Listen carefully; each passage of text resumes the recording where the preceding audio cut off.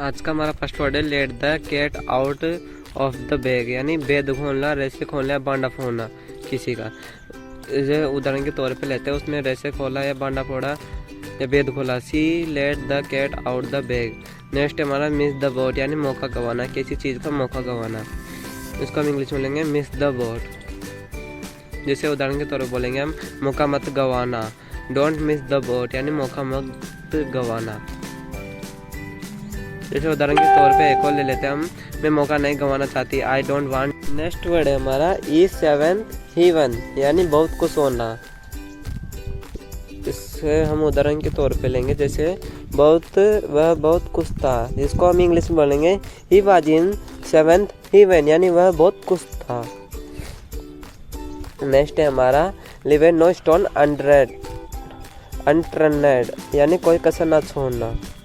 जैसे हम उदाहरण के तौर पे लेते हैं, उसने मुझे नीचे दिखाने के लिए कोई कसर ना छोड़ी। He left no stone unturned to put me down, यानी उसने मुझे नीचे दिखाने के लिए कोई कसर ना छोड़ी। नेक्स्ट हमारा save east of A rainy day, यानी ज़रूरत के समय धन या चीज़ को बचा कर रखना। जैसे हम उदाहरण के तौर पे लेंगे इसको, मैं ज़रूरत के समय के लिए पैसे बचा कर रख रखी हूँ। I am saving money for a rainy day, यानी मैं ज़रूरत के लिए समय के लिए पैसे बचा कर रही हूँ।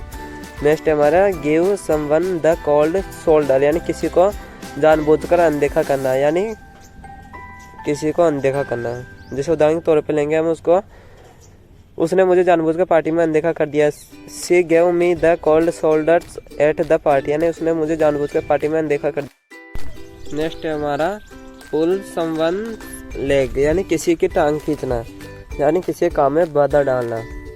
इसका उदाहरण ये होता है, जैसे हम उदाहरण के तौर पे इसको बोलेंगे, मैं बस तुम्हारी टांग खींच रहा था। I was just pulling your leg, यानी मैं बस तुम्हारी टांग खींच रहा था। नेक्स्ट है हमारा pull out all the stops, यानी कुछ पाने के लिए हर संभव कोशिश करना, यानी कुछ पाने के लिए हर संभव कोशिश करना। जब हम एग्जाम्पल में इसको बोलेंगे, उन्होंने अपनी बेटी की शादी करने के लिए हर संभव कोशिश की।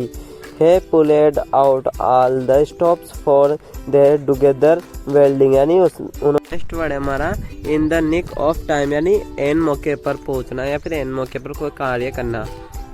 जैसे हम उदाहरण पे या फिर एग्जाम्पल के तौर पे इसको बोलेंगे, हम बस वहाँ एन मौके पर पहुँचे।